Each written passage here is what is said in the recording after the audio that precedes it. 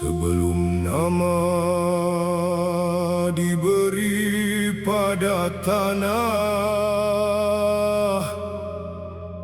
seawal Panji hadir ke tanah tinggi, ada sumpah yang tak terlakar di batu, hanya berakar dalam darah dan waktu.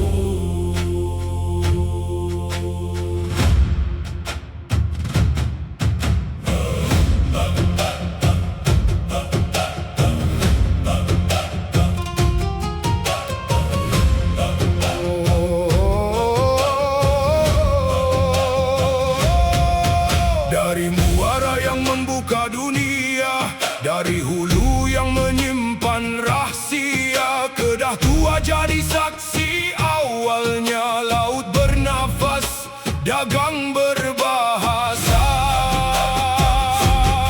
Sriwijaya menenun samudra, Majapahit merentang benua, Melaka menegakkan daulatnya, mereka jauh lebih lama dari adanya semua.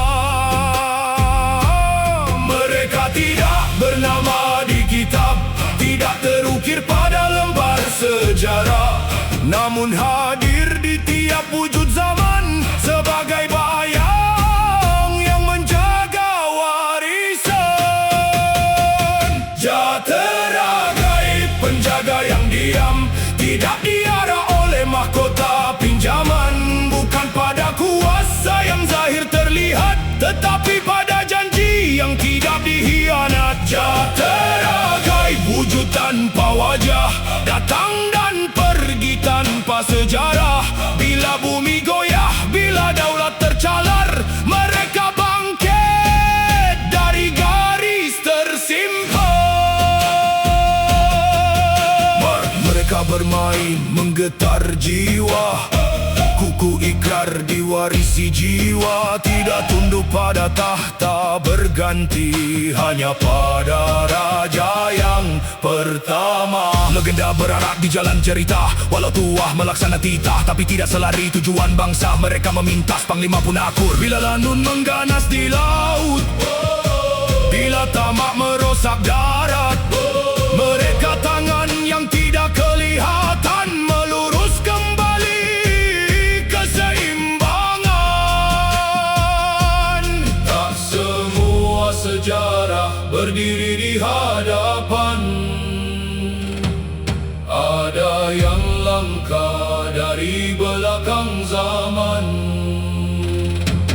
Tak semua kuasa perlu dilakarkan, ada yang cukup diketahui Tuhan.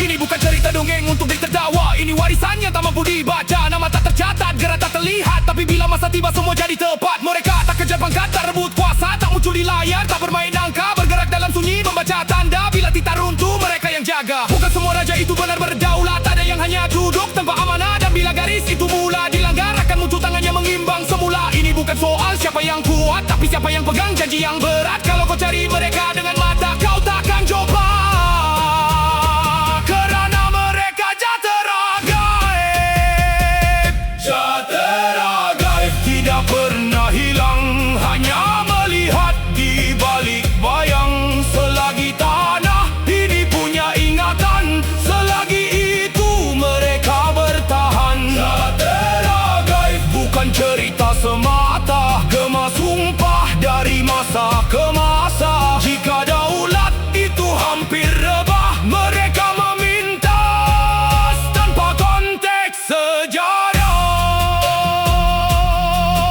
Tak semua yang lama perlu dilihat, tak semua yang berkuasa perlu dilihat.